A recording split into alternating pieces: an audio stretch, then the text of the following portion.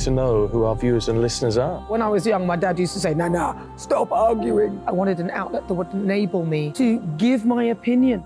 People are going through a really hard time right now, and I know that you don't feel like you're being listened to by the establishment. I came to GB News because it's the People's Channel, and I want the audience to have their say on the events of the day. We're dynamic. We do something different. Democracy shows that the wisdom of the nation is in its people. I get to travel to find out what the story is from a personal perspective. The British people aren't fools. We know when we're not being told the full story. We've got to work out how Britain moves forward from this. It's the best country in the world. The establishment had their chance. Now we're here to represent your views. Britain's watching. Britain's watching. Britain's watching. We're proud to be GB News. The People's Channel. Britain's news channel. Westminster is going around in ever-decreasing circles, followed by the media. Britain is broken. How on earth did we get into this mess? But more importantly, how do we get out of it? Join me at 7 p.m, Mondays to Thursdays on Farage, here on GB News. We will have open, rational debate. We've got to work out how Britain moves forward from this. Join us here on GB News, the People's Channel. Britain is watching. I'm Jacob Rees-Mogg, the Member of Parliament for North East Somerset and a former government minister. For years, I've walked the corridors of power in both Westminster and the City of London. We need to have the arguments, the discussions on how we make it better. Crop failures, famine, war, suffering on a scale completely unimaginable. We are putting the cart before the horse. As Charles I said at the scaffold, he was the true defender of liberty. Yeah, I've completely derailed the conversation. Join me Monday to Thursday at 8 p.m. on GB News, Britain's news channel. GB News has its own late-night paper preview show, Headliners, where comedians take you through the next day's top news stories. You don't have to bother reading the newspaper, we've got it covered for you. Headliners, every night at 11 p.m. and repeated every morning at 5 a.m. We won't send you to sleep like some of the other paper review shows out there. GB News, the People's Channel, Britain's news channel.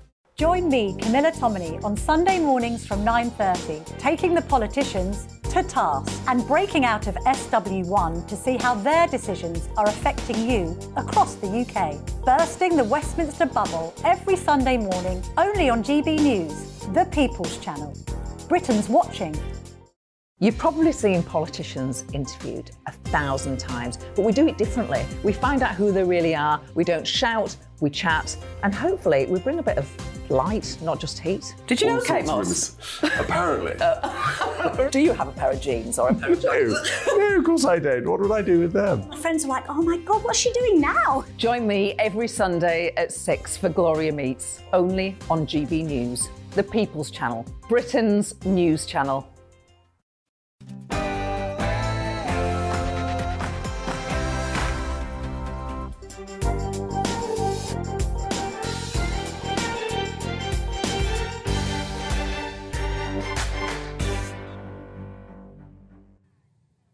Good morning, welcome to the Camilla Tominey Show. Lovely to see you on this Sunday morning. We have got a cracking show. I know I say it every week, but there's a lot going on. A lot's going to be going on next week with regard to inflation and immigration. And so we're going to be asking the questions that are really important to you about both of those subjects and the environment. We've had all of these stories in the week about sewerage in our rivers. We've got Therese Coffey in. She's the Environment Secretary. She's going to be hopefully talking us through why we're being charged to clean up the rivers that the water companies have polluted, not least when they've made 15 billion in profits, apparently. I mean, one doesn't want to get too Corbynista about it, but I can't quite work that one out. I'm also going to be speaking to Liam Fox, former Defence Secretary, top Tory. I want to find out from him what he makes of the G7 summit currently going on in Japan. Are the European Union doing enough to help Ukraine? That's the question I want to ask him. Sean Woodward's also going to join me. He was once a Tory MP. He defected to Labour in 1999 under Blair. Does he think Starmer's the next Blair? Do you think Starmer's the next Blair? Does anyone? Find out from him. And then Andrea Jenkins, Tory MP for Morley and Outward in West Yorkshire, is going to join me. She's the woman the left love to hate because she's quite outspoken on issues like immigration. She's very right-wing. She wants to bring back Boris. Let's ask her a little later whether that's a credible idea or whether it's just for the birds. But first of all, let's run through the front pages. The Sunday Telegraph goes with Migration Czar backs student visa curbs. This is about the Tories having to try and get control of those immigration numbers which are coming out next week. The Sunday Times, really good story this. Braverman asks civil servants to help her avoid speeding fines. The Observer, top Tory donor faces probe over multi-million fraud claims. Mail on Sunday also has that Suella Braverman story. Suella tried to cover up speeding offence. The Sunday Express, Brexit will be a soaring success, it says. OK, don't hold your breath. The Sun on Sunday, I Can't Go On. That's a story about Philip Schofield, which, of course, is dominating the tabloid media particularly. And the Sunday Mirror, they think it's all sofa. Again, you see what they've done there with the headline, covering Phil and Holly. Now let's bring in John Sargent, long-time political correspondent at BBC and ITN. John, you're the perfect man to have in, not only because television partnerships are dominating the news agenda, but also, obviously, politics is once again rearing its ugly head. In the form of this story about Suella Braverman, I'm calling it Scoop of the Day. To be fair, the Sunday Times and the Mail on Sunday have got it at the same time, and you know it's a good story when you've got two papers working on the same thing and splashing it. I mean, what do you make of this? It seems incredible to me. Why did she need to try and cover up the fact that she'd gone to a speed awareness course? I don't mind telling you, John, I've been to 2 in my life. We've all got speeding points. It's not that big a deal. No, I mean, I've had two courses over 15 years. The last one, I was only doing a Welby, as we call it, 5 miles more. Yeah.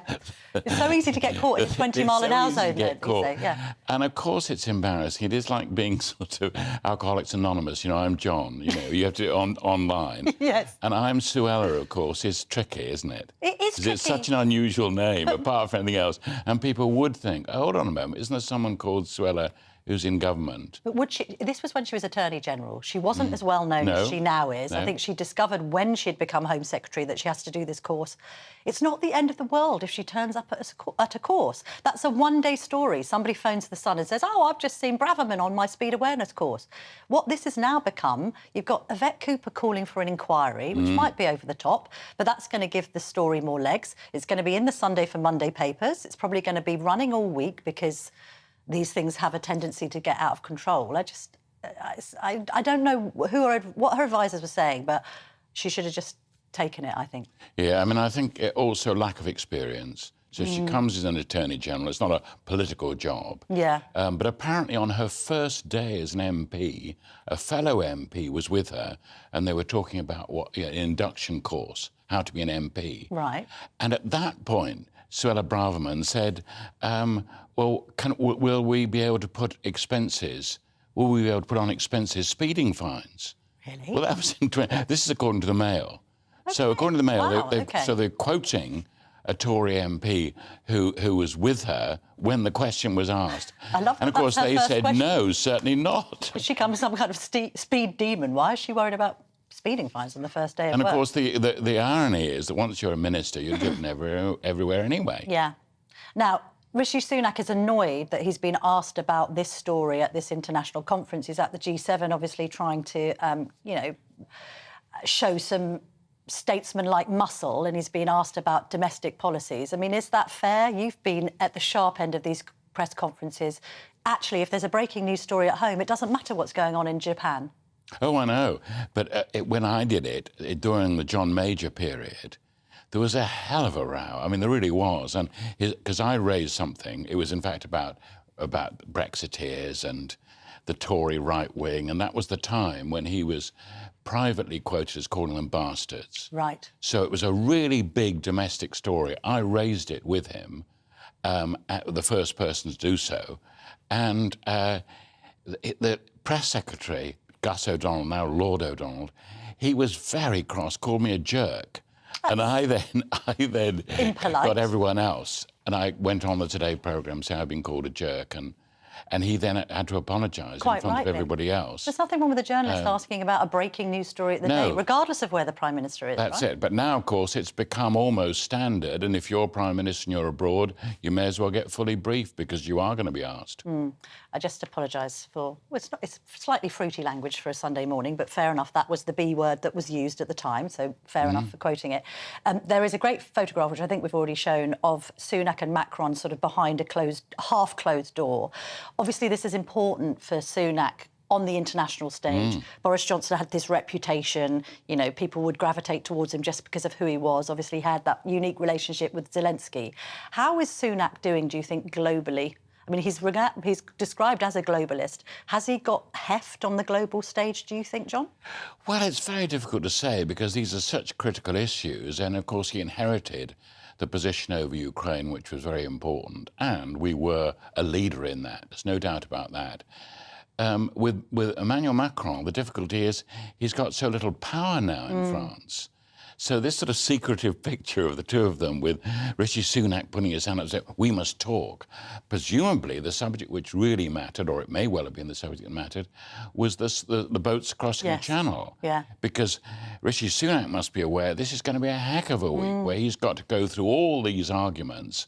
And if he could just simply say something along the lines of, we've got a better deal now with France, it would help matters considerably. The problem he's now got is that people used to just think, oh, it's just illegal immigration, which is really embarrassing for the government. But it's not now, it's legal immigration, and that will come out on Thursday. We'll get onto that in just a minute because, as you say, it's the migration figures coming out, but also the inflation figures, two very pivotal sets of data for the Prime Minister. Let's go to opinion piece of the day. This is written by Stephen Glover in the Mail. Like it or not, New Labour transformed Britain. Name one major thing the Tories have achieved. Now, you covered New Labour, and why he's written this piece is we now have the Conservatives in power for as long as Labour were, 13 years. I mean, apart from Brexit, can you name something good that this government has done, John? It doesn't immediately jump to mind. I mean, the problem is, of course, as Harold Macmillan famously pointed out, it's events which really determine the fate of a government. And they have been extraordinarily unlucky, the Conservatives, in recent years, to go through a pandemic followed by the first major war in Europe for several generations. That's a heck of a burden. And to then have your period, the long period for, oh, I don't know what, 7 years, arguing about Brexit, with the party split, the party in power split over the major issue, and the issue itself being so tricky to navigate, and to then have all these prime ministers popping up. Yes. I mean, so for Stephen Glover, I mean, it makes for a wonderful piece of sort of what did the Tories ever do for us? But it is really, a lot of it smashing into open doors. We can see these problems. They have been extremely unlucky. You've got a very well-honed political antenna. What's your feeling about how the general election is going to play out? Well, at the moment, it really looks as if Labour are going to win. It's very an outright difficult. Majority, or do you think they'll have to be propped up by... It's difficult. I mean, it's always very difficult. But once you get momentum, once people think you're going to win, it's amazing how often people want to be on the winning side. Do you think that Starmer has got that momentum? I mean, it is interesting that the criticism of him had been that he doesn't have a policy platform. He keeps on talking in sound bites. There's no substance. He's now slowly trickling a few ideas out, talking about more building on the green belt. OK, it's not for everyone, but it's an appeal to the 18 to 24-year-olds, one imagines, talking about extending voting rights to EU citizens. Again, I don't know how that plays necessarily at the ballot box. We've had Annalise Dodds in recent times talking about more immigration. Is that going to appeal? No, there are lots of problems. I mean, they've got enormous problems. And to have, you know, this argument over gender, particularly from Keir Starmer, that's, for lots of people, what is this guy? Who is he? Why is he talking like this? So he's still got a long way to go before he can establish himself as the Prime Minister in waiting. So we're a long way off that.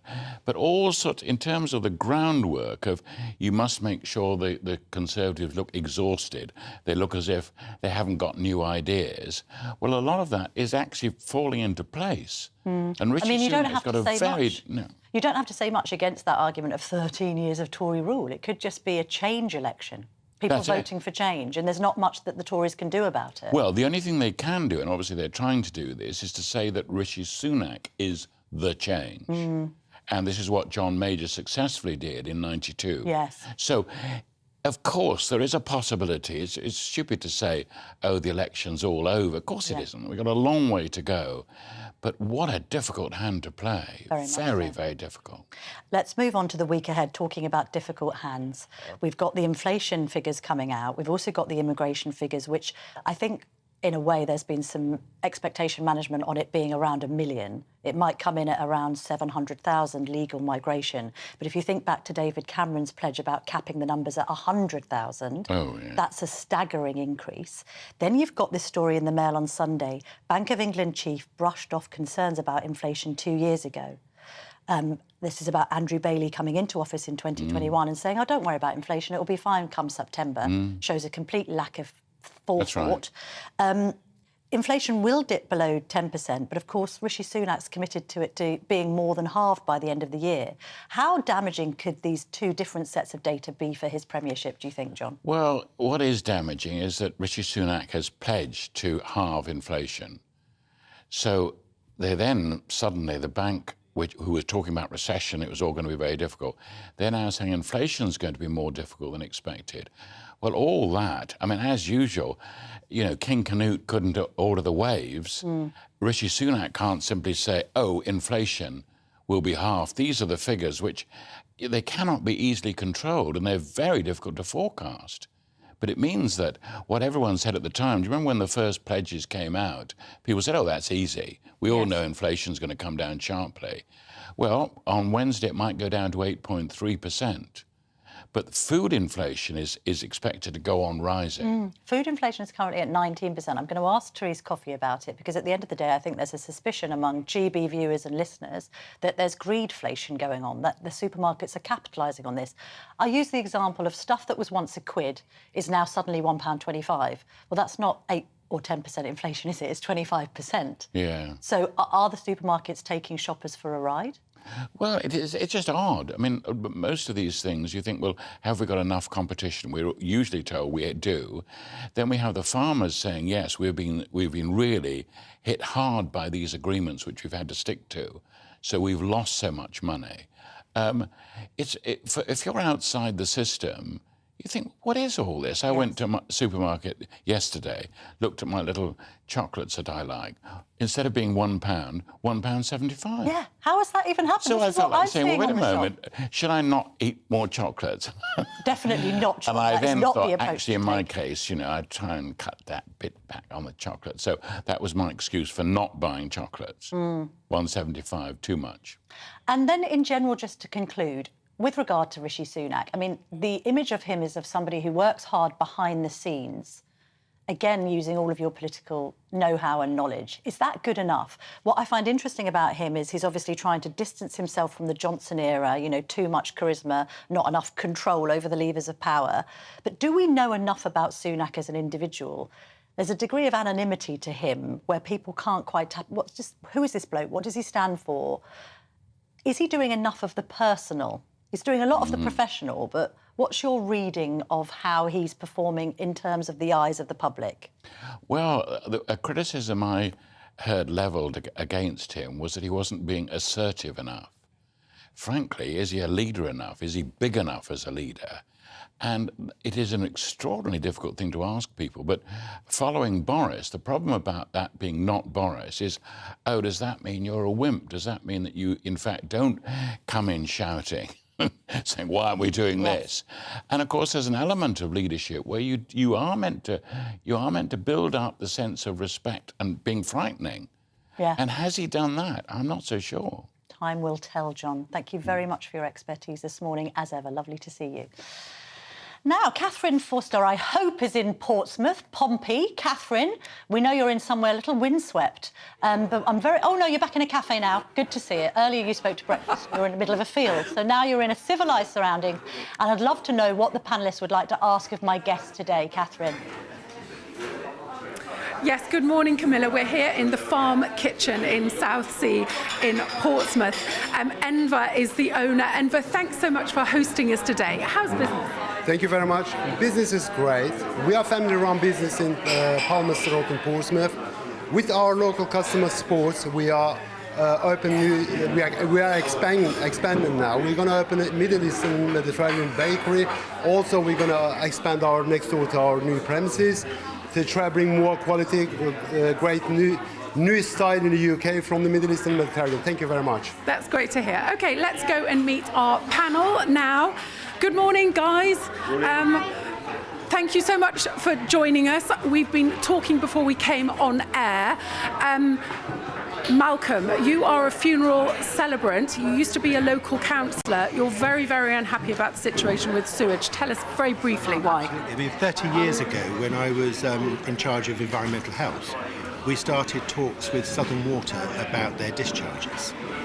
And the joke at the time, and it's got worse since, was that you don't go swimming in Southsea, you just go through the motions. It's absolutely disgusting.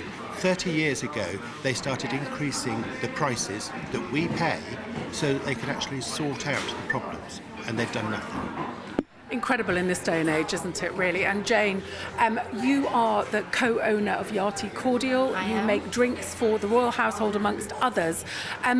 Food inflation in supermarkets, you've got something to say about that briefly, I'm afraid, if you will. Yeah, it's so high, the food prices, because fuel's so high, so transporting the groceries is much higher. But if you go into a supermarket, they don't pay you very good wages. Same as the farmers, about 11p a litre for milk.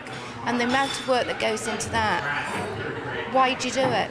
Why'd you do it? Very tough for farmers, isn't it? And Phil, finally, sorry, very quickly, you have a joinery. You have got a question to the Conservatives coming on today. What is it? I'm a Conservative voter. Why aren't the Conservatives Conservative anymore? There you are, very succinct. Back to you, Camilla. Thank you very much for that, Catherine. Remember Pompey very fondly. My brother went to university there. I remember tearing around the streets of Portsmouth in his Vauxhall Nova circa God knows when in the 1990s. Don't forget, if you want to apply to the panel, it's gbnews.uk/panel, and you can have your say on the show. Now, somebody who'd love to have their say on the show is Dr. Liam Fox, Tory MP for North Somerset, also a former Defence and International Trade Secretary. Liam, if I may call you that. You may. We're fairly familiar with each other, aren't we? Now, let's speak to you about the G7 first of all. There's a really interesting piece today in, I think it's The Telegraph, by Michael Fallon, your predecessor at Defence. Or was it your successor? Predecessor? He was successor. Successor at Defence. Yeah. And he said the EU owes Ukraine an apology, making this point about how Brussels has dragged its feet with the provision of weapons. It's taken 19 months to sign this agreement. Do you agree with that assessment? Could the EU have done more for Zelensky and his people? I would differentiate between the EU as an institution and the countries in the EU. Some countries, Poland and Hungary, for example, have had massive amounts of humanitarian aid because they've had refugees coming across the border. Germany has been quite forward-leaning. None of them as forward-leaning as the United Kingdom. And you have to say that under Boris Johnson and Rishi Sunak, the leadership in the world has been quite marked. I was in Washington a couple of weeks ago when a number of politicians on both sides said if it hadn't been for the UK's leadership, we in the United States would not be in the position we are. But France and Germany have prevaricated a lot. They could have done more sooner. We've only just had this announcement from Biden on these F-16s. I mean, it's all a bit too little too late, isn't it, as the streets of Ukraine have been relentlessly targeted? Well, you must remember, we also had all the economic activity at the beginning. Yes, I think it's fair to say that on the military side, a number of European countries were too slow to act in this. They all have different considerations, and the world looks very different if you're looking at it from the Polish-Russian border than if it does looking at it from London or Washington. But I think that what has become very clear to European leaders over time is that this is not a small conflagration. This is all about the future of international law. As Rishi Sunak said, Ukraine's security is our security. If we allow Russia to roll over all over Ukraine, then where will they stop? And there was another very interesting thing I thought yesterday at G7, which was when Zelensky was talking to what's called the political South, India and other countries. These are countries who themselves say that their history is about throwing off the shackles of colonialism. But what is happening at the moment with Putin is colonialism. Yes. He is trying to recolonize Ukraine in the name of Russia. So he's trying to win over the Indians. He's trying to win over Brazil. And he's as well. quite right. I think it was a very good point that he was making, that the world needs to waken up to the wider historical context of this conflict. And if Putin was to defeat Ukraine, which is, I think, unthinkable now, that would be effectively the end of international law as we know it. Just in terms of our own defence spending, is it high enough? Was it a mistake for Cameron and Osborne to have cut it? Well, you have to remember at that time, the public finances we inherited from Labour. There's been some discussion this morning about what's the Conservative government done, remembering the state of the public finances that we inherited in 2010 from Labour. Defence spending, I mean, successive defence secretaries have raised concerns that we're not adequately defended. Well, I think that part of that problem is that it takes time to get these big procurement programmes in place, and you need to have some certainty. What most defence secretaries would like is a longer settlement in the budget, not necessarily more money. Of course, all defence secretaries want more money. Would you support the 3% pledge, Liz Truss's pledge? Well, I've never been in favour of those percentages, because what happens when your GDP goes down in a recession? Does that justify cutting your budget? What we need to see is some confidence that those numbers will be maintained over time so that you can plan properly in defence and so that our allies know what it is we're doing. Yes, we do need to have more defence spending, but of course, like everything else, to have more defence spending, you've got to have sound public finances. We talked about that headline about are the Conservatives responsible for anything good over the last 13 years? Probably a bit harsh. On Brexit, though, Nigel Farage, my fellow GB News presenter, has described Brexit as a failure. Has the government failed Leavers? You were one. Are you satisfied with the current state of quo on Brexit? Well, I think people now forget the momentous achievement of getting Brexit. Yeah, but getting Brexit done is one thing, but it hasn't actually been sort of capitalised on. Some of the post-Brexit opportunities that Leavers were promised just simply haven't been delivered. You can understand the frustration. I mean, you ask people on the street, has Brexit been a good thing? And a lot of them are having regrets. Yeah, that's a failure of government, isn't it? You're talking to somebody who was always a constitutional leaver. For me, Brexit was achieved the minute we left the European Union. In other words, we made our own laws. We weren't subject to higher authorities, which for me was the reason for leaving the European Union. Have we done enough? Well, I chair the Global Britain Commission, which was set up to look at the economic opportunities, not just post-Brexit, but post-pandemic, and what's in the world that we now find ourselves, a much more integrated world. Are we, for example, using our aid budget in ways that can help countries maximise what help we can give them through our service industries, for example? It requires a lot more joining up, I think, of the dots of government. Are we competitive enough against the likes of France, of Germany, now that we've put corporation tax up? Well, look at our economic performance. I mean, our trade with Europe. It's not been great. Well, if you look at post-Brexit, let's look at that. Post-Brexit, our trade with Europe, our exports to Europe are higher than pre-Brexit. That's not true for the European Union, coming the other way.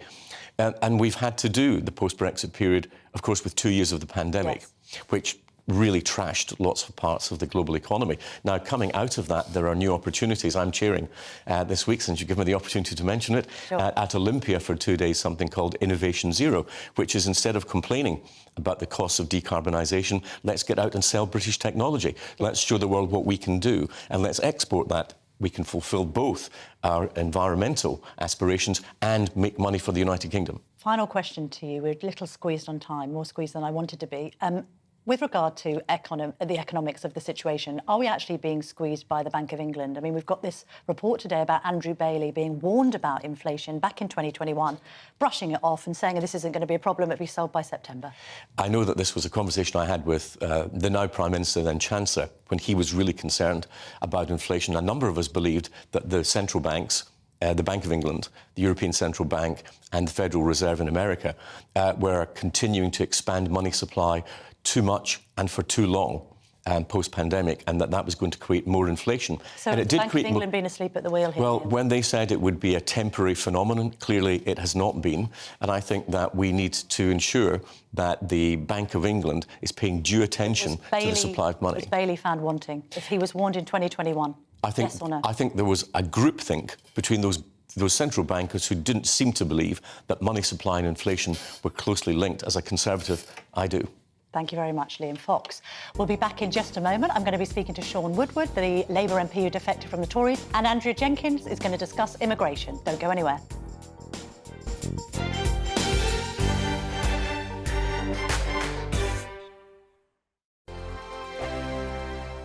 I joined GB News because I was sick and tired of not hearing my views being represented, not just mine, but so many people that I knew and spoke to. I just couldn't get my voice out there. I couldn't say anything, I couldn't do anything. Whatever the narrative was, I kind of had to follow it. GB News is there to provide a voice for those who have been ignored by the establishment media. We think different things, we've got a different style. GB News is here to be optimistic and positive about the future. It's real kind of dynamic and flowing, with the audience very much at the heart of it, like a big family. Here at GB News, we talk about the things that matter to you. Hearing the voices from right across our towns and cities, especially our towns. All sides of the argument represented with a heavy dose of opinion.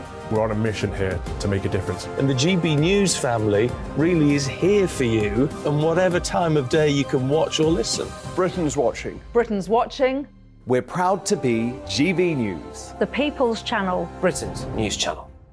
Monday to Thursday, 9 p.m. till 11 p.m. Join me, Dan Wootton. I'll bring you the sharpest takes and hottest debates. Do you not believe in prison? I don't believe in prisons. I'm completely stunned. I guarantee you there'll be no spin, no bias, no censorship. I actually was personally quite offended by it. And no reason to go to bed. So I guess they've always been quite woke. That's Dan Wootton tonight on TV, radio and online. Monday to Thursday from 9 p.m. till 11 p.m. on GB News. The People's Channel, Britain's news channel. Join me, Patrick Christie's, Monday to Friday, 3 till 6. We tackle the day's news agenda like you've never seen before. It's high tempo, high octane, the most controversial topics, and the best guests. You will not be able to take your eyes and ears off it. I'm not afraid to ask the questions that you really want answered. 3 till 6 p.m, Monday to Friday on GB News, the People's Channel, Britain's news channel. Start the day with GB News. We catch up on all the big stories you didn't hear the night before. And take a look at what the world's talking about this morning. That's right, Monday to Thursdays from 6 o'clock. It's Breakfast with Eamon and Isabel. Straight after breakfast, join us, Bev Turner and Andrew Pearce. We're going to take you through till noon. We'll be tackling the big topics of the day, including the things that the other channels just won't talk about. If it's happening here. Wake up to mornings on GB News, the People's Channel, Britain's news channel. Join us every night on GB News at 11 p.m. for Headliners, which is 3 top comedians going through the next day's news stories, which is exactly what you need, because when the establishment has gone crazy, you need some craziness to make sense of it. So join us 11 p.m. every night on GB News, the People's Channel, Britain's news channel. So Jubes and Co, we tackle the issues of the day with real robust debate, both sides of the fence, battling it out with me in the middle with my forthright opinions and views. And often really interesting things happen because you start with a position and then by the end of the debate you find actually, well, I might not have thought about that one. What we need in this country is 2 new political parties. You should maybe think about doing a 2024 calendar. I'm Michelle Dewberry and I'm keeping you company right through until 7 o'clock this evening. GB News, the People's Channel, Britain's watching. Every Sunday from 11, join Michael Portillo. There will be topical discussion, looking at the week before and the week to come. So kick back and relax at 11 a.m. on Sundays on GB News with me, Michael Portillo. GB News, the People's Channel, Britain's news channel.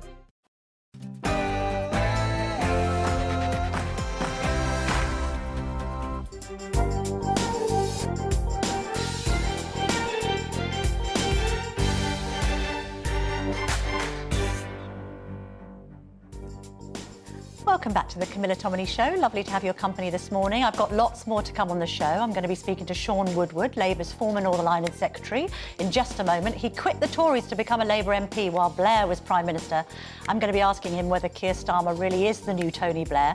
I'm also going to be joined in the studio by Environment Secretary Therese Coffey, the woman who has served as Liz Truss's Deputy Prime Minister, very close to Truss. Find out what she makes of the fall of her empire. And I'm also going to be discussing immigration with Tory MP Andrea Jenkins. She's on a mission to cut the numbers. Do you agree with her? Well, yes, probably. We'll find out why soon. All of that's to come after the news with Bethany Elsey.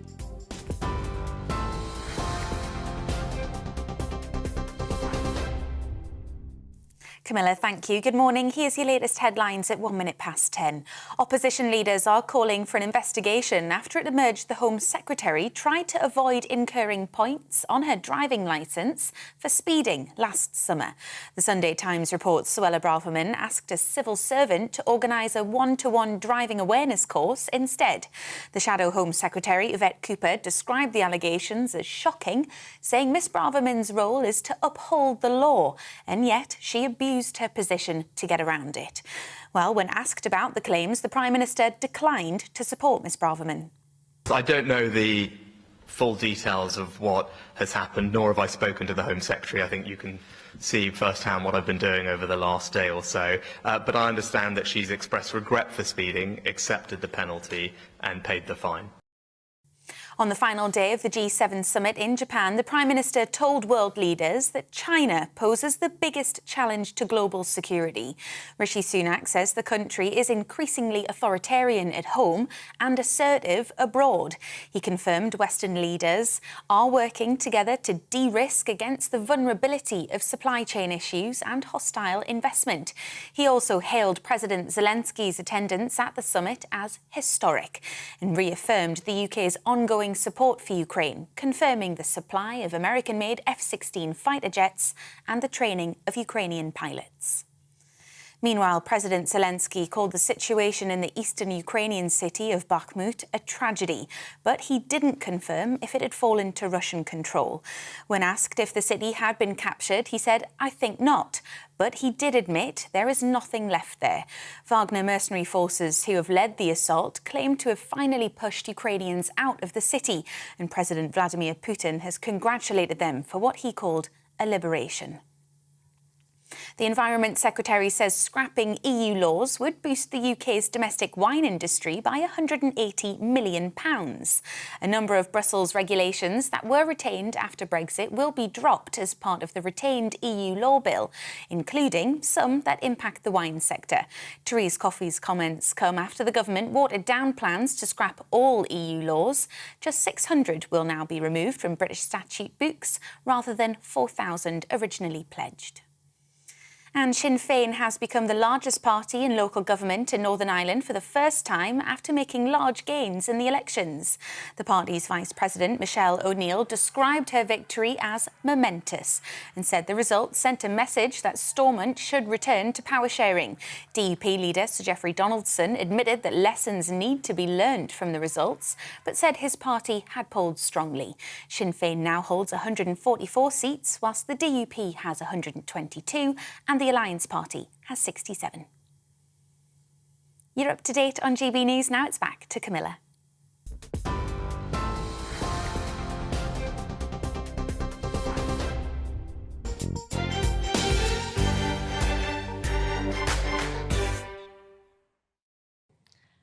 Welcome back to the Camilla Tominey Show. We've got Therese Coffey winging her way to the studio as we speak, so she'll be with me in just a moment. I'm also going to be speaking to Sean Woodward, former Labour Northern Ireland Secretary. He can comment on those election results in Northern Ireland. Sinn Féin, now the biggest party. What does that mean for Northern Ireland and indeed the Republic? And Andrea Jenkins is going to be joining me, the Tory MP for Morley and Outwood in West Yorkshire. I call her the woman the left love to hate because she's pretty vocal on what she thinks should happen to issues like immigration.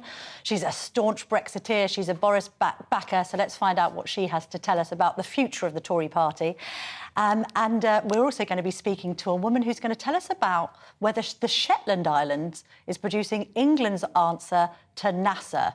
She's the boss of a space company that's going to start launches in Scotland this year, would you believe? So we'll be speaking about that a little later in the show. Hopefully I have got Sean Woodward with me, former Labour Northern Ireland Secretary, also served under Blair in various ministerial roles. Sean, let's reflect on the Northern Ireland local elections. We've got Sinn Féin winning 144 seats. They're now the biggest party. The obvious question to ask, Sean, is does this pave the way for a united Ireland? Not necessarily, but I think the first thing, Camilla, to say is that what's surprising about the results from yesterday is the size of Sinn Féin's victory. I think we were all expecting probably they would edge ahead, but they actually increased their numbers so significantly. The DUP roughly stood still. And there's a lesson there for everybody, which is Northern Ireland is moving ahead. And I think one of the things you have to look at is actually the messaging in this campaign. Sinn Féin were talking once again about the cost of living, the kind of issues that affect people. And the DUP were talking about the protocols and the Windsor framework and issues, which most people, honestly, I think now in Northern Ireland, it's not what they're talking about at home. What they want is a Northern Ireland that is cheaper, a Northern Ireland that is safer, and they just want people to get on with their lives. They want the Assembly up and running. The Sinn Féin are saying, let's get the Assembly working. The DUP is saying, we're holding out. There's a lesson there, and I'm sure you can read it. But Sean, it is going to fuel talk of reunification, isn't it? It's inevitable. Sinn Féin, the largest party now. Well, let's remember, it's the people who decide these things. It's the people who voted in these elections. And Camilla, I've heard you talk elsewhere. I remember when you were talking about so-called Beergate and sitting on the sofa with the now gone Philip Schofield and talking about, you need to kind of keep a pulse with the people. And the pulse of the people in Northern Ireland is they want to get on with their lives. And if they can't get on with their lives within the United Kingdom because unionism is standing in their way, then there's a lesson there too. I hope that doesn't happen because I think Northern Ireland should remain within the United Kingdom. But in the end of the day, the Good Friday Agreement gives people in Northern Ireland, if they choose, the right to have that referendum. My advice to the DUP and Jeffrey Donaldson is you need to get back on with politics in Northern Ireland. You need to get the Assembly up and running, and you need to show people that unionism isn't about a talking shop, it's about doing. And you need to get out there and do, because Sinn Féin are doing, and right now the DUP looks somewhat disengaged. I mean, I'll be asking Arlene Foster, my fellow GB News presenter, about that a bit later. She's got her show at 11. Let's move on to Labour and Keir Starmer. I've made a point of the fact that you defected under Tony Blair. Presumably that was part of the reason why you decided to jump ship, that you found him an inspirational leader, I'm assuming. I'm wondering what your analysis is of Starmer by comparison. I jumped ship because I couldn't remain inside a party that was so negative. And you remember Theresa May talking and characterising the party at that time as the nasty party. It was a really nasty party at that time. The Labour Party that Keir Starmer is running is a different party facing different challenges from the one that Tony Blair took on in 1997. We're dealing with a post-COVID environment. We're dealing with Britain having left the European Union. We're dealing with a cost of living crisis, and we're dealing with a bankrupt current government that's bankrupt almost in every single way. So Keir has a whole set of new challenges to take on. I think what's impressive, and clearly what's impressing the British people, which is why the Tories did so badly in the local elections and Labour did so well, is that Keir Starmer is presenting, whether it's on issues like housing, the cost of living, and all sorts of fronts, answers to problems that people actually want the government to be addressing, and which sadly the Conservative Party fails to do so. I think you might be giving a bit more of a rosy picture than perhaps is the reality. Yes, they did much better than the Conservatives at the local elections, but they needed a 10% swing to form a majority government at the next general election. They only got 5%. When people are asked what they think of Sir Keir Starmer, the most overwhelming response is don't know. Well, first of all, Camilla, look, let's be really clear. There's a huge mountain to climb. The Labour Party did so badly in 2019. There's an enormous mountain to climb. Most people thought this couldn't be climbed. The opinion polls at the moment, as you know, show the Labour Party ahead by 15% or so. The outcome in the local elections would suggest it's much closer to around 7 or 8%. And at that, they would certainly be the largest party at the next general election. Question is, will they have a majority? My hunch is that Keir is actually taking the party on a course to actually get a majority. But I also know, because I know him quite well, he takes nothing for granted. He's not going to stop working to win people's confidence until he wins the election. And then he's going to work very hard as the Prime Minister of this country. If you know him well, what do you think of him doing a deal with the Liberal Democrats? Will he do that? It's not about doing a deal with the Liberal Democrats. What he's doing at the moment, quite rightly, is not closing options. What he's saying right now is we need to get rid of this government. It's bankrupt. This government is failing people, and you can see that in the opinion polls, and that's not about painting a rosy picture for Labour. It's really clear that even though, and I do think, by the way, that Rishi Sunak is a very decent person, and he's not somebody who I think should be underestimated by any means. The problem is everybody else around him is pretty third rate and delivering badly for Britain. But is the And I shadow think the cabinet country is looking at, and you can see it in the opinion polls, is looking at Keir Starmer and thinking that this is the right alternative for the future. But Sean, is this shadow cabinet first rate? Do you rate people like Annalise Dodds, Angela Rayner? I mean, you were in cabinets with people like Robin Cook and John Prescott, who are huge political personalities. So how does the current shadow cabinet compare with them? I remember in the run-up to the general election in 1997, as you kindly have reminded people 2 or 3 times now, when I was then in the Conservative Party, people were pretty rude about the shadow cabinet at the time around Tony Blair before he became Prime Minister. I think people can be unkind about personalities at this stage. But the fact of the matter is, I think that we're going to see a Labour Party led by Keir Starmer win the next election. And I think people will be very impressed with the cabinet as it will become. I mean, friends like Wes Streeting as the Health Secretary, I think are going to be outstanding in their jobs.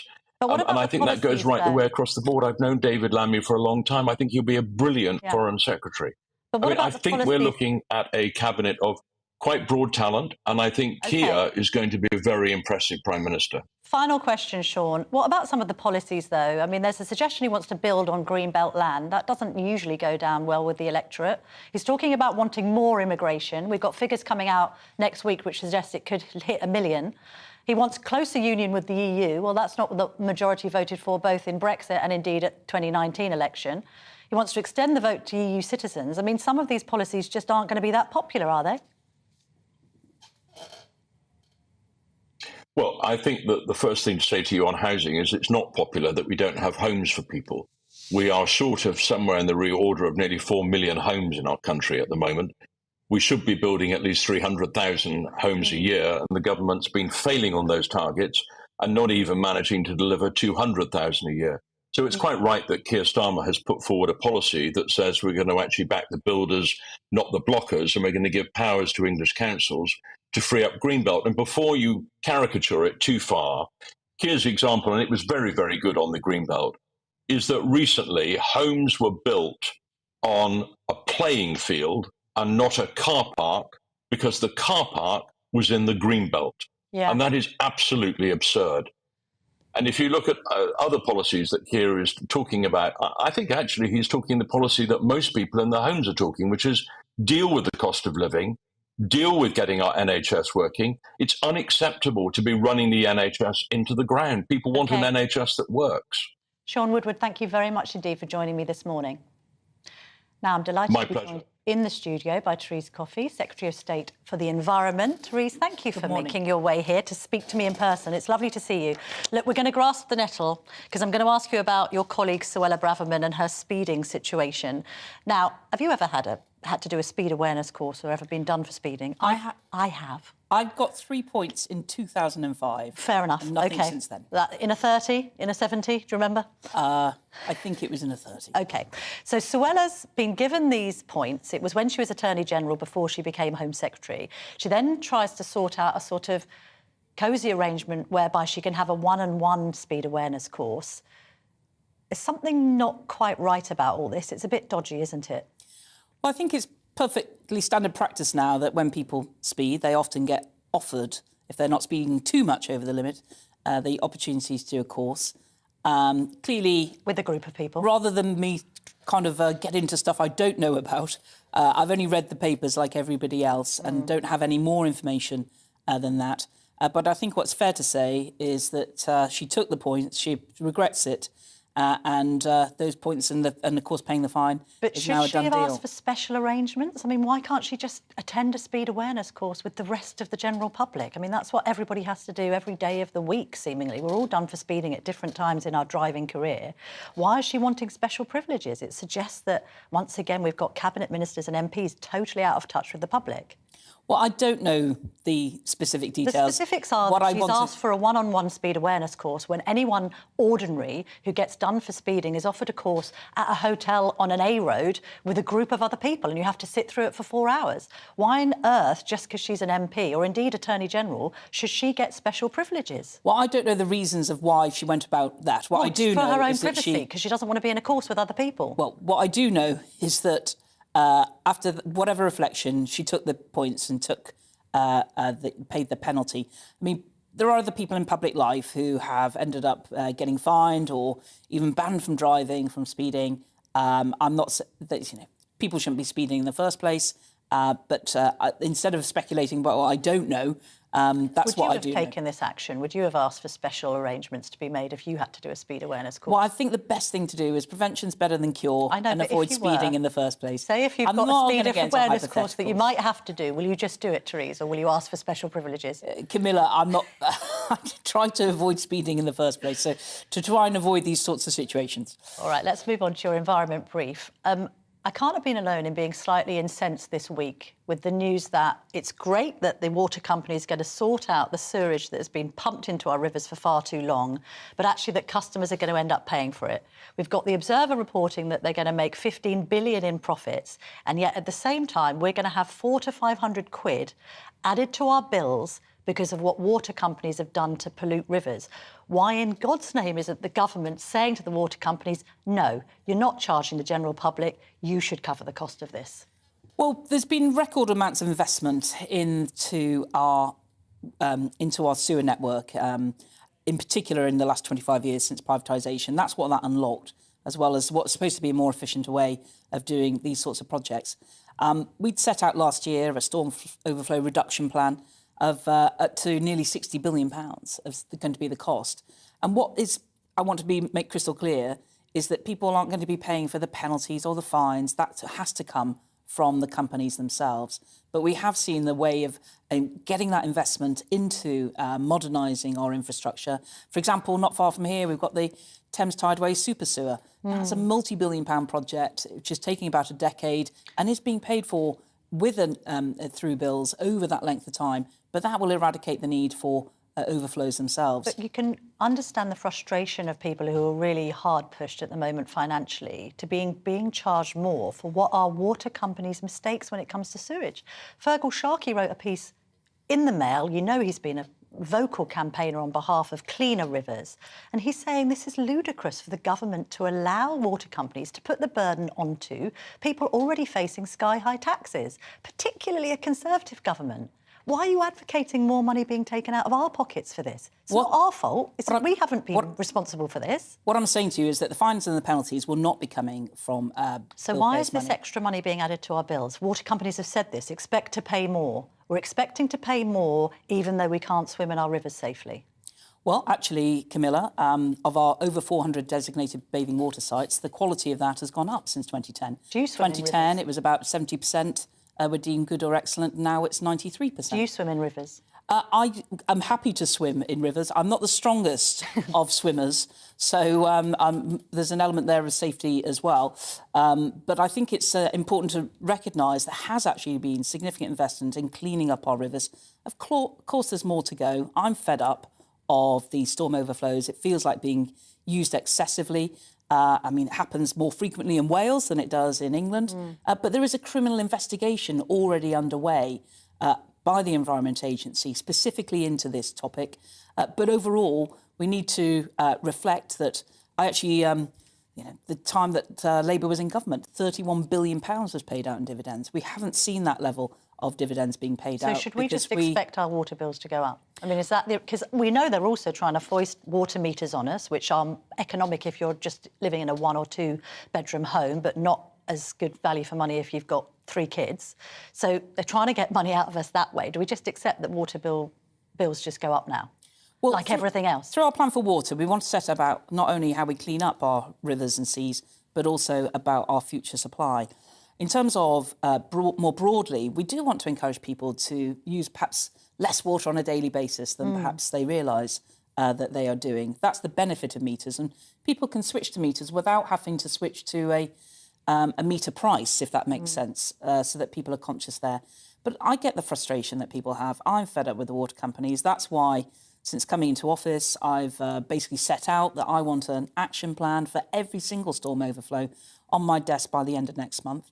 What was announced next week is a similar amount of investment that we were expecting to come as we get through this transition of a largely Victorian network where sewage and rainwater get combined together. You've known it's Victorian for some years and you've been in power for 13. Well, so why is this only being resolved now? Well, the key thing which we have done uniquely, particularly in this country, is to actually get the monitoring going. The only reason why people are aware of all the sewage scandal that is around, the scourge of sewage, is because it was about a decade ago, a Conservative minister told the water companies they have to start monitoring and publishing that.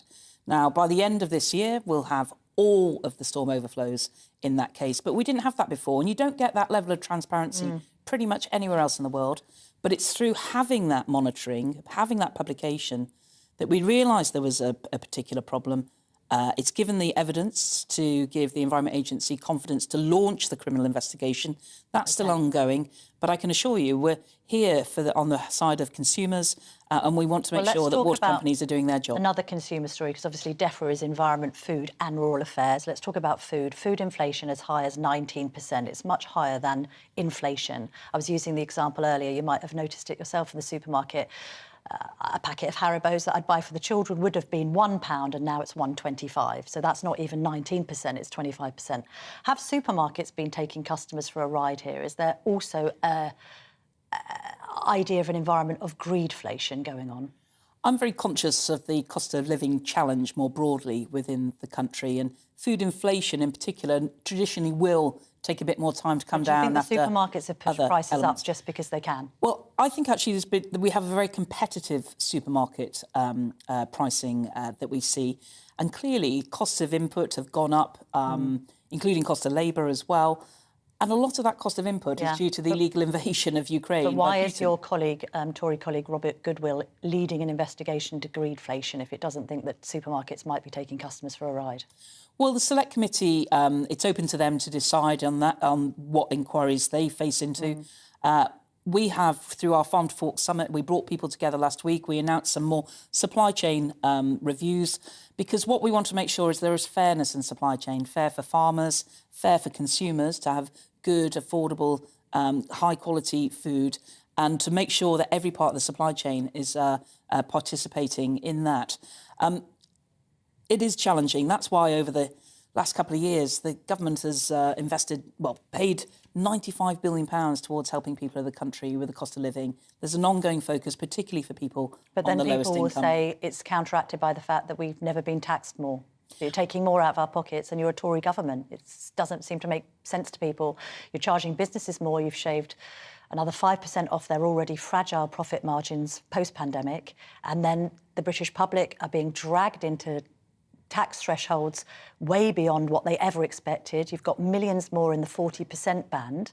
You're taxing people until the pips squeak. So you're saying you're giving with one hand, but you're taking away with another. What we have seen over the last decade is that the richest 1% of the country are now paying a far higher proportion of income tax than ever before. But you must be concerned about middle earners being dragged into that top rate of tax. That was never the intention when that top rate was set. Well, indeed, and that's why we'd increased the threshold. Talking about teachers, to talking about doctors, £50,000. talking about nurses, we're talking about people who shouldn't be regarded as high-income earners in many situations.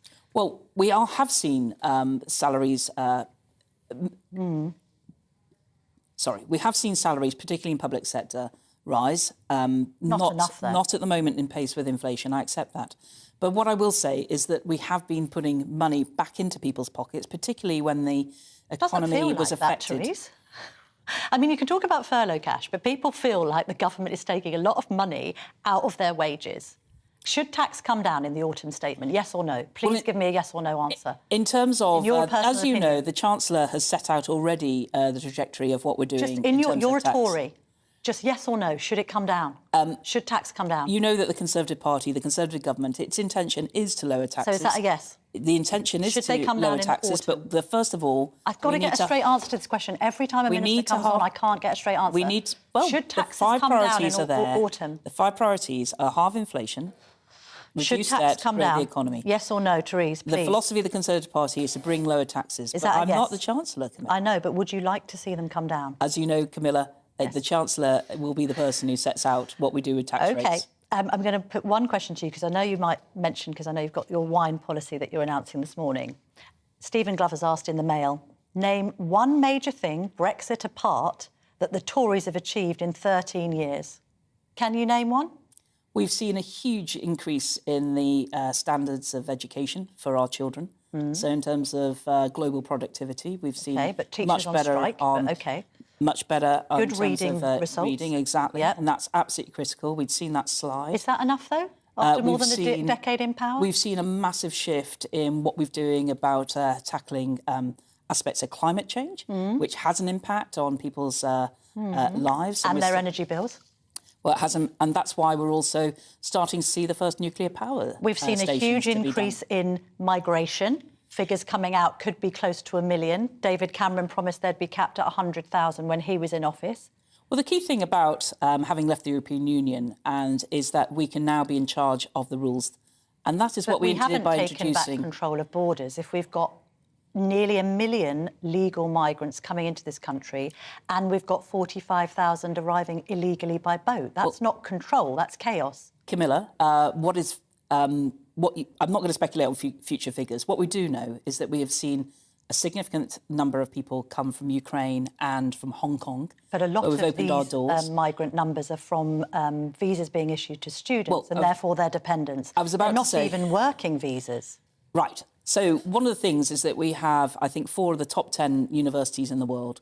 Our level of education is really fantastic and other people want to take advantage of that.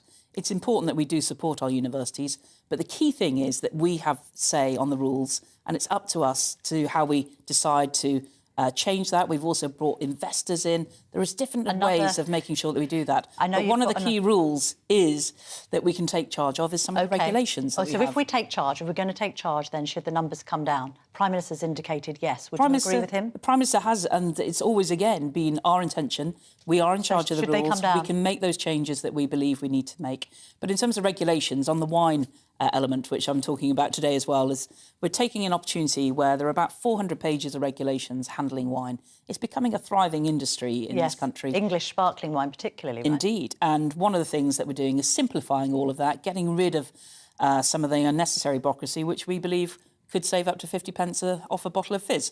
So that's good news for consumers. But a lot of this is really about deregulating and making sure that we still have good quality products that people can enjoy in this country. I know you've got a really busy broadcast round, so I'm going to let you go. Thank you very much for coming in today, Camilla. Therese. Nice to see you. Right, what have we got next? I need to look at my notes now, as we're now wrapping that up. We are going to go to Andrea Jenkins, because we're going to discuss with her the very recent conference that was very much about bringing back Boris. We're also going to be speaking later on to a lady who wants to bring the space age to the Shetlands.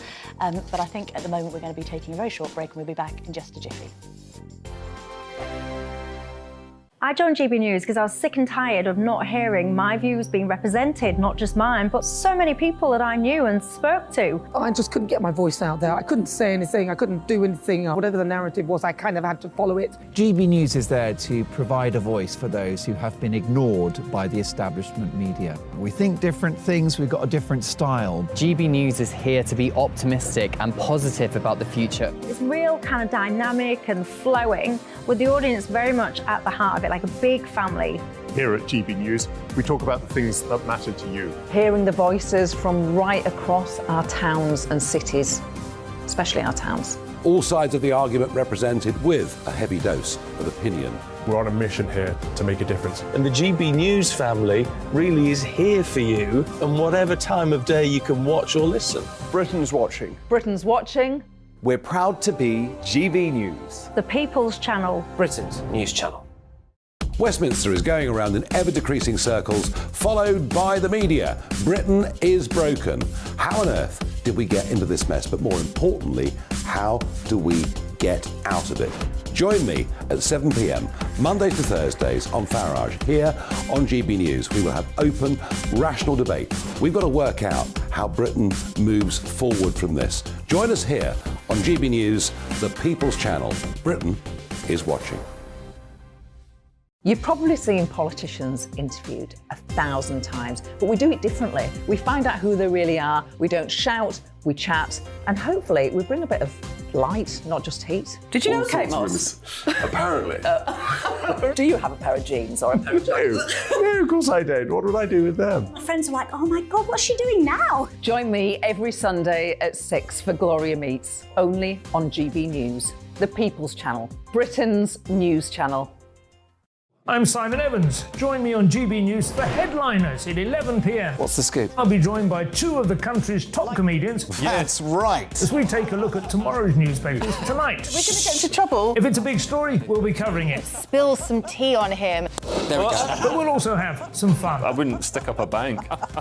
My father didn't love me. So anyway. Headliners every night from 11 on GB News, the People's Channel, Britain's news channel. Monday to Thursday, 9 p.m. till 11 p.m. Join me, Dan Wootton. I'll bring you the sharpest takes and hottest debates. Do you not believe in prison? I don't believe in prisons. I'm completely Right. stunned. I guarantee you there'll be no spin, no bias, no censorship, I actually was personally quite offended by it. and no reason to go to bed. So I guess they've always been quite woke. That's Dan Wootton tonight on TV, radio and online, Monday to Thursday from 9 p.m. till 11 p.m. on GB News, the People's Channel, Britain's news channel.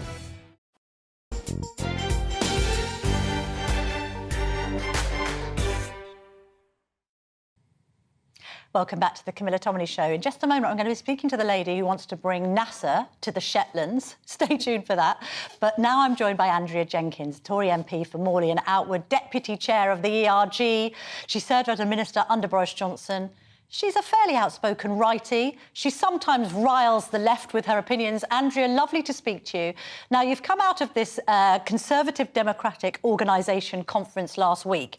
It struck me as a bit of a bring back Boris fest. But wasn't it a bit embarrassing that Mr Johnson didn't make an appearance in person himself? Morning, Camilla. No, I mean, it's clearly it's to the centre right of the party. Those who really support Boris, the majority of them was there. But I think it would have been difficult for him to have been there because it looks like he's making a comeback, doesn't it? If is there, and I mean, what the conference was really about, we want to see proper Conservative policies again, Camilla. We don't want to see a rise in taxes. We want to see us control migration. We want to ensure we protect freedom of speech. We want to, really take hold of the economy and spend less. And at the same time, you've got a lot of your colleagues, the likes of, say, Tobias Ellwood. There's a piece in The Observer as well today saying that the last thing the Tories need is this lurch to the right. You're sort of characterised your caucus of people within the party as sort of swivel-eyed and outdated and still harking on about Brexit. Is that a fair criticism or not, Andrea? Oh, well, I mean, look at the Matt Hancock comments this week. I tweeted back at him. I mean, there's always been a wide range of opinions within the party, but let's not forget, I mean, the Prime Minister's comments only the last couple of days about not setting these migration figures, what was in the manifesto. I personally think that's wrong. Let's not forget, Camilla, we all stood on this Conservative 2019 manifesto and we should honour these promises. Let's talk about immigration then. The figures are going to come out this week. They might be close to 1 million. We remember David Cameron talking about caps at 100,000. What numbers would you like to see coming in net? I mean, I'd like to see our manifesto commitment because I think the concern is these numbers that we're hearing now. It's the effect on, homes. There's not enough homes, school places, GP appointments, infrastructure. And the effect of uncontrolled migration is huge. So I think we need to honour our manifesto commitment. So what's the number on that? Remind me, was it 250,000? Yes, absolutely. I mean, even that might strike some people who are struggling with the pressure on infrastructure.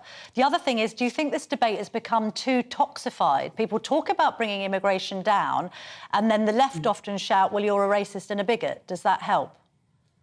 I mean, I think you've seen this over the years, Camilla. I mean, since Brexit, we've been labelled racist. We just want actually, control of our laws, our borders, and Britain to make all the major decisions. So that's what Brexit was about. But I mean, I've got no problem with having foreign labour to fill these high-skilled job shortages while we wait to train up our own people.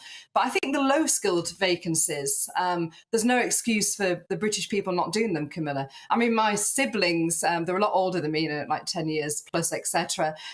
They did potato picking in the 80s when we lived in a little village during the summer holidays. No one should see manual labour as beneath them. And the fact that since the pandemic, we've got 9 million people who are outside the workforce, we need to get people back to work again.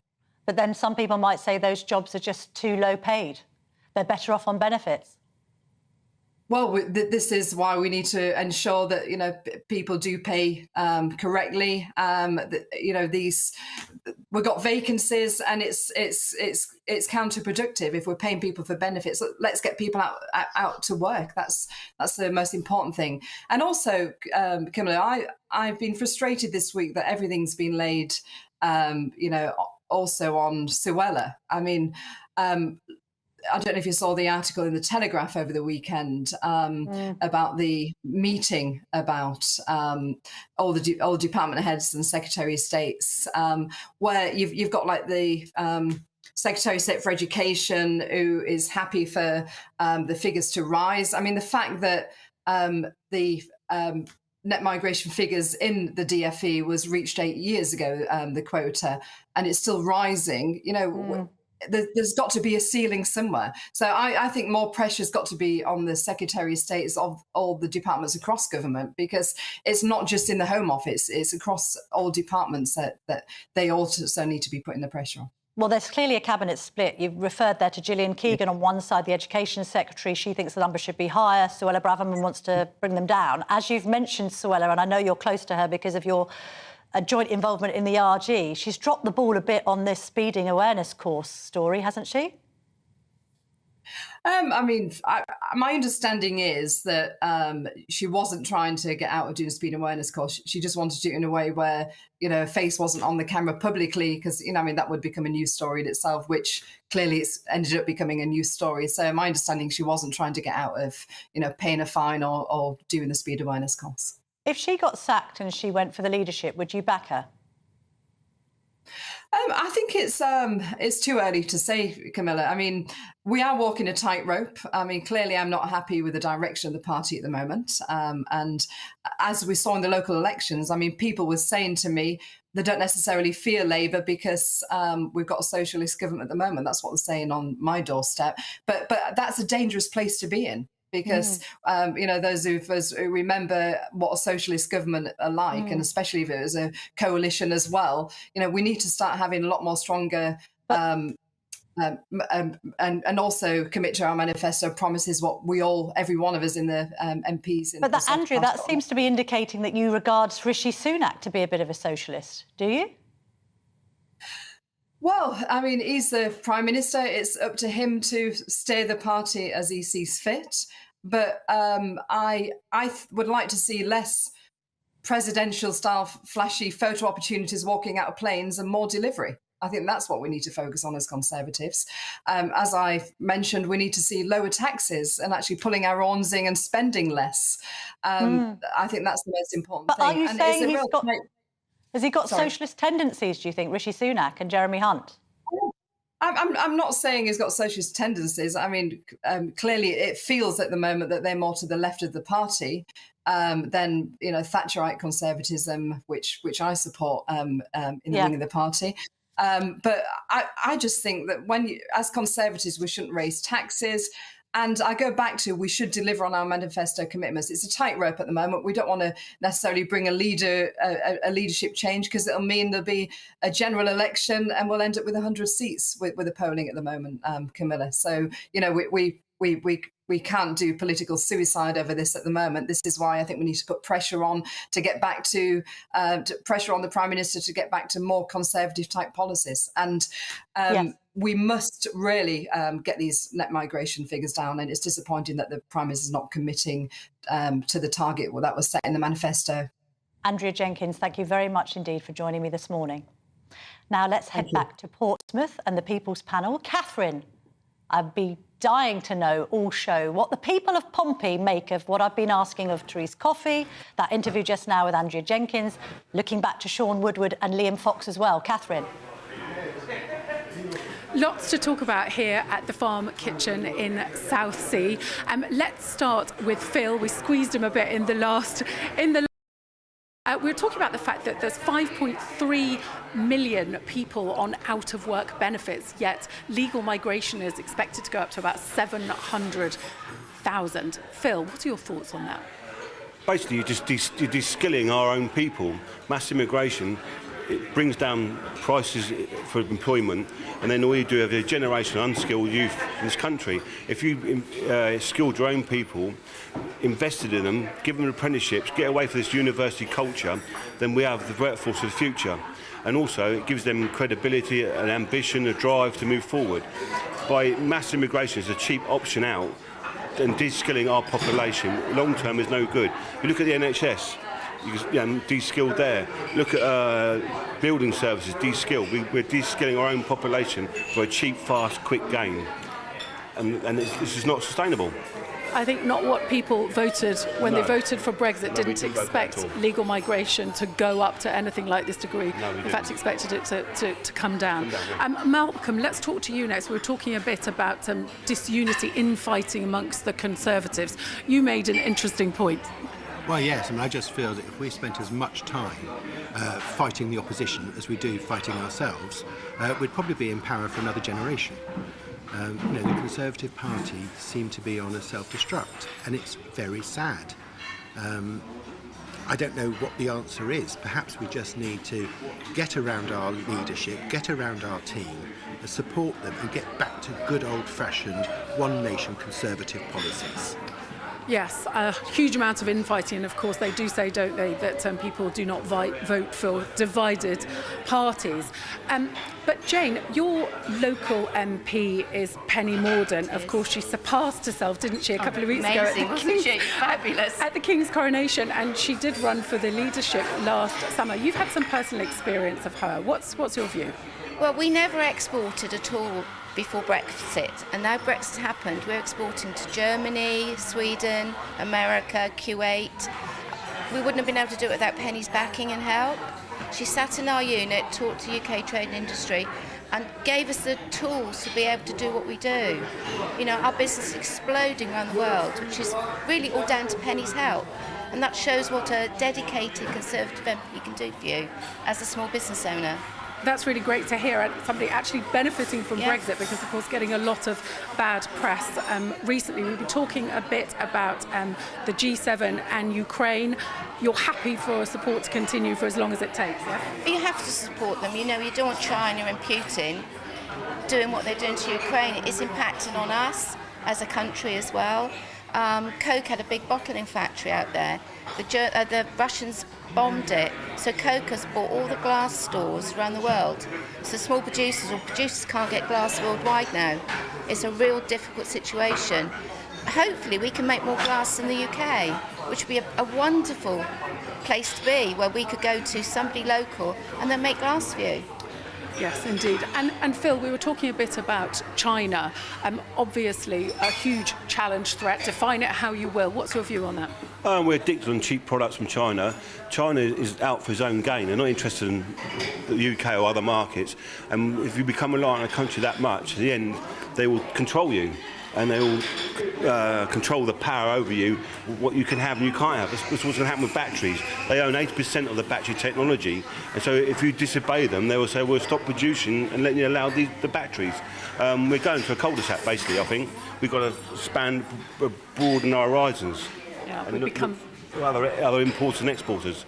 In China, you've got the Asian continent, you've got Americas, and we've got to bring them on board. Yeah. Be more outward looking. Change of tactic definitely needed. Yeah. OK, so that's it for today from the Farm Kitchen in Southsea and our People's Panel. Back to you in the studio, Camilla. Thank you very much, Catherine. Give my love to the seaside there.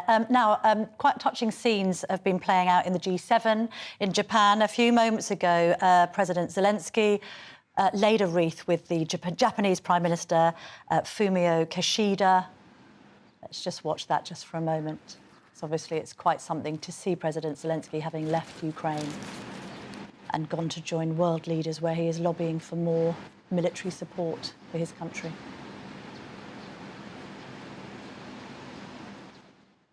Just scenes from the G7 there. Now, coming up, is the UK about to get its own answer to NASA? A private company is one step closer to getting the green light for a spaceport in the Shetland Islands, of all places.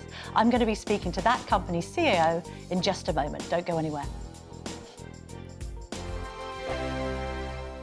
Monday to Thursday nights on GB News. At 6, it's Deebs & Co. 7 o'clock, Farage. At 8, join Jacob Rees-Mogg. And at 9, Dan Wootton Tonight, followed by Headliners. On TV, radio and online. This is GB News.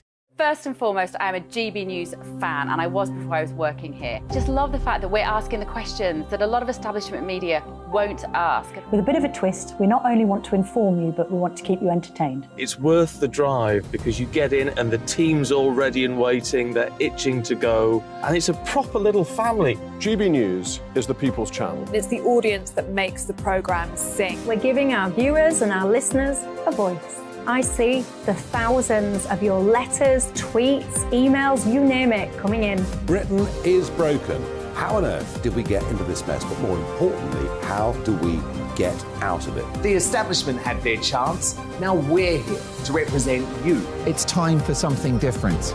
It's time for GB News. I'm very patriotic. I believe in Britain. Our best days lie ahead. Britain's watching. Britain's watching. Join us here on GB News. The People's Channel. Britain's news channel. Join me, Patrick Christie's, Monday to Friday, 3 till 6. We tackle the day's news agenda like you've never seen before. It's high tempo, high octane, the most controversial topics, and the best guests. You will not be able to take your eyes and ears off it. I'm not afraid to ask the questions that you really want answered. 3 till 6 p.m, Monday to Friday on GB News, the People's Channel, Britain's news channel. GB News has its own late-night paper preview show, Headliners, where comedians take you through the next day's top news stories. You don't have to bother reading the newspaper, we've got it covered for you. Headliners, every night at 11 p.m, and repeated every morning at 5 a.m. We won't send you to sleep like some of the other paper review shows out there. GB News, the People's Channel, Britain's news channel. Start the day with GB News. We catch up on all the big stories you didn't hear the night before. And take a look at what the world's talking about this morning. That's right, Monday to Thursdays from 6 o'clock. It's Breakfast with Eamon and Isabel. Straight after breakfast, join us, Bev Turner and Andrew Pearce. We're going to take you through till noon. We'll be tackling the big topics of the day, including the things that the other channels just won't talk about. If it's happening here. Wake up to mornings on GB News, the People's Channel. Britain's news channel.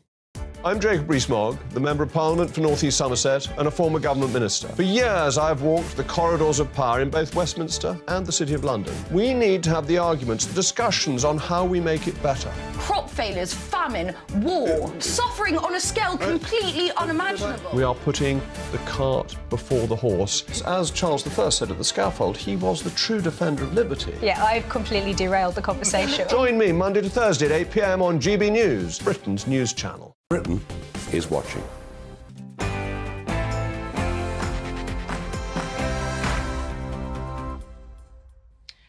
Welcome back to the Camilla Tominey Show. Now I'm joined by Arlene Foster, former Northern Ireland First Minister and GB News presenter. You're covering Michael Portillo's show at 11, Arlene. What have you got coming up?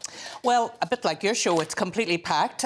We're looking at immigration. The figures are coming out this week to see. I'm sure they are going to be larger than what they were last year.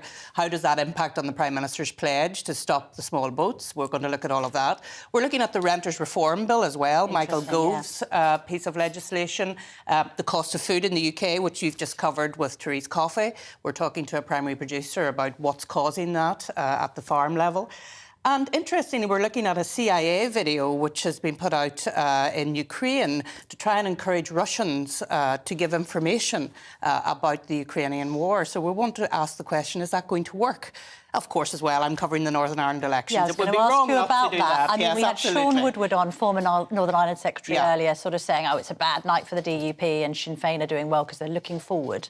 Quick response to that, Arlene. Well, the DUP completely held the number of seats that they had. They had 122 going into the election. They've come out with the same number of seats. Sinn Féin have completely dominated the nationalist scene, and in fact the SDLP have dropped right back. So I think it's interesting to look at the whole picture, not just the one picture of the DUP being the largest party, which they are. It's been a very good election for them, but they still, Republicans and Nationalists still only hold 40% of the vote in Northern Ireland. I think that's an interesting figure to look at. Fair play. Looking forward to your show at 11, Arlene. Thanks for being with me. Now, let's talk about space in the Shetlands. Would you believe? I'm joined by Debbie Strang, who's the COO of Saxavord Spaceport UK, which is hoping to open the UK's first vertical spaceport in the Shetland Islands. The spaceport is still awaiting approval from the Civil Aviation Authority, but a story this week in The Times suggested it's likely to be forthcoming. Debbie, tell us everything, because that is an intriguing story. First of all, when we say spaceport, to do what and why the Shetlands? Thank you for inviting me on, Camilla. Spaceport to launch small satellites, sun-synchronous and polar orbit. So satellites that make everyday lives better, more efficient, so that we can have programmes like this, so that, you know, on mobile phones, sat-nav, but also people perhaps don't realise that satellites really can affect people almost 20 times before 10 o'clock in the morning, from the farmers making the correct decisions, from space data on when they harvest cereal, to your electricity and your heating timer clock, you know, a massive impact, and make our lives so much easier and safer in a way. So there's a shortage of sites to get satellites into space, and the UK hasn't had that ability to do so until very recently. So have we previously been reliant on other countries to get these satellites up? We have, yes. And who do we predominantly use to... So the States or New Zealand or, a range... New Zealand? That's quite surprising. OK. And so this is about the British doing it for themselves, Absolutely. And why the Shetlands, then? I mean, I can imagine geographically, you know, be as north as possible. Is that one of the reasons? That's absolutely correct, yes. North as possible because it's the shortest sort of journey northwards, but also safety. I mean, the island that we're on in Unst is a population of 650, but the trajectory is sort of northwards. I always do that because the range is huge. We are not overflying any centres of population. So safety, safety, safety, to be honest. And what do the local people think about this project? I mean, presumably it's going to bring some money to the local economy, it's going to create some jobs. Absolutely, and it already has. You know, we've seen small companies setting up already to support the construction of the site, and so they really have welcomed it with open arms. And Shetland as a whole, and I suppose Scotland, you know, really embraced what is happening here. It is so exciting that the UK is finally entering, you know, and having the ability to launch from UK soil. And talk about the vertical nature of what you're trying to do, because previously there have been launches horizontal, I believe. I mean, I'm likening it to NASA because we just remember images of space launches, obviously upwards. Is it going to be the same kind of scene, but obviously much more scaled down? Yes, on a UK scale as ever, but it is it's worth a comparison because you know, the capacity there isn't there for the smaller rocket companies that are developing now that want to launch satellites. They need other sites to go to. You know, NASA very much sort of government-backed, the big companies, whereas, you know, we're seeing a lot more younger, really energetic, sort of committed young companies coming through who need that ability on a smaller site. But it will be very similar. Concrete launch pad, the first one is already complete. We got planning permission just over 12 months ago. First launch pad complete with a structure, a launch stall from a German rocket company, Rocket Factory Augsburg, with their launch stall now on the site. So that's a 12-metre high metal structure ready for a rocket to be placed on top. So, and will it be the kind of thing that people can gather around and watch? I mean, from a safe distance. Yes, Camilla, exactly. yes, from a safe distance, and we will look at that as well. And that's where we can work with the community to enable not just us reaping the benefits, but local businesses and local communities with extra visitors coming, because Shetland has a whole host of reasons why you would want to visit. It's a fantastic place to go, but this is just an added extra bit sort of special, yes. Debbie, tell me, I mean, I'm assuming that kind of the space industry is growing. How much is it worth globally? How much is it worth to the UK? Do you have those figures? So yes, I mean, the UK has a national space strategy, and the global space economy is expected to reach sort of 490 billion by 2030. Blimey. And the UK is looking to target 10% of that. So, and at about 2021, they were at about 17 billion and 50,000 jobs in the UK already. So it really is an exciting sort of sector to be in. And do we have the people to work in the sector? I only ask because there's concerns about the teaching of STEM subjects in schools. Are we getting enough women involved? It's lovely to see you as COO, as a woman doing this with a scientific background, I presume. Are young people coming through, and is this the kind of thing they want to get into?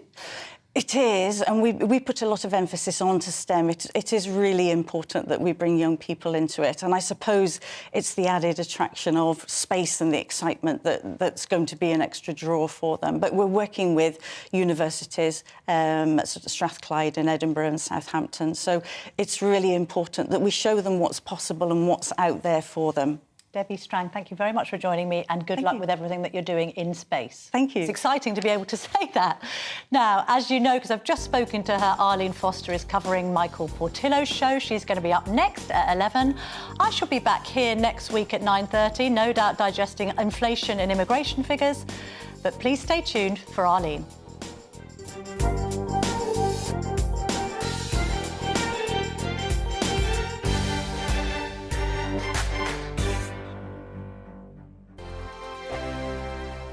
It's all about family, being in people's living rooms, all the interaction and getting to know who our viewers and listeners are. When I was young, my dad used to say, "No, stop arguing." I wanted an outlet that would enable me to give my opinion.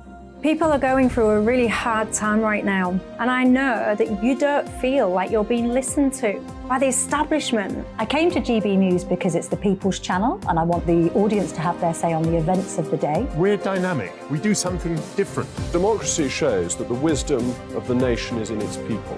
I get to travel to find out what the story is from a personal perspective. The British people aren't fools. We know when we're not being told the full story. We've got to work out how Britain moves forward from this. It's the best country in the world. The establishment had their chance. Now we're here to represent your views. Britain's watching. Britain's watching. Britain's watching. We're proud to be GB News. The People's Channel. Britain's news channel. So Jubes & Co, we tackle the issues of the day with real, robust debate, both sides of the fence, battling it out with me in the middle with my forthright opinions and views. And often really interesting things happen because you start with a position and then by the end of the debate you find actually, well, I might not have thought about that one. What we need in this country is 2 new political parties. You should maybe think about doing a 2024 calendar. I'm Michelle Dewberry and I'm keeping you company right through until 7 o'clock this evening. GB News, the People's Channel, Britain's watching. Join us every night on GB News at 11 p.m. for Headliners, which is 3 top comedians going through the next day's news stories, which is exactly what you need, because when the establishment has gone crazy, you need some craziness to make sense of it. So join us 11 p.m. every night on GB News, the People's Channel, Britain's news channel. Join me, Camilla Tominey, on Sunday mornings from 9:30, taking the politicians to task and breaking out of SW1 to see how their decisions are affecting you across the UK. Bursting the Westminster bubble every Sunday morning, only on GB News, the People's Channel. Britain's watching. I'm Andrew Doyle. Join me at 7 o'clock every Sunday night for Free Speech Nation, the show where I tackle the week's biggest stories in politics and current affairs with the help of my 2 comedian panellists and a variety of special guests. Free